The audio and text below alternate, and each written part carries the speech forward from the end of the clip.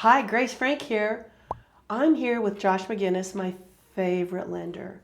And today we're going to be talking about home buying experiences. It can be overwhelming, or you can tackle it strategically and have a great journey with the right partners. So, Josh, one of the big things that's really important is right up front is the pre-approval process. Well, yeah, and part of that is because as you look for a home, you're making a time investment, but also there's an emotional investment. Big time. So when people find a house that they love, Right. they are really invested in that house at that point in time. Yeah. And so that's not the time to find out whether or not you're qualified to buy the house. Exactly, and if the price point works for you. Yeah. And so a lot of home buyers out there will even go and get kind of pre-approved, but they don't understand that there's actually levels of pre-approval. So nationwide, about 9% of buyers that get approved get denied in underwriting. Oh, that's very frustrating.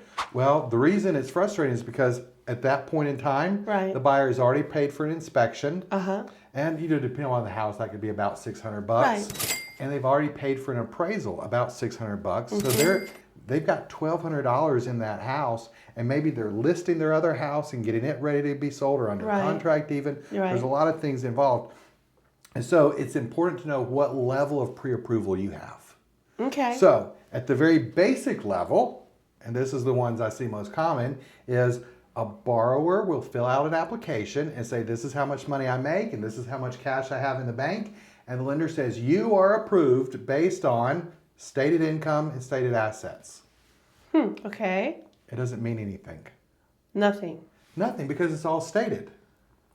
Oh, okay. So, for example, I had a gentleman who said he makes about $380,000 a year. And it's like, great, that's stated income. But he's self-employed. Oh. After his CPA gets done with all his stuff, he declared about 40 grand a year in income. Right. And could he qualify for that $800,000 home at that point? Probably No. not. Because you don't buy an $800,000 home making 40 grand. Right. But you do if you make 300, plus. And so other than stated income, the next level is a fully reviewed loan. And that's where the loan officer, somebody like me, reviews the financial documents and verifies that, yes, you're qualified. And then you got one level higher, and that's an underwriter reviewed. And at that point, the underwriter has already approved the borrower and validated all documents. And that person is completely 100% able to buy a house. Well, that makes a lot of sense. But I know that the pre-approval process can be frustrating, but at the same time, if you do it up front, which I think is very, very important for buyers to do, then they know what their budget is.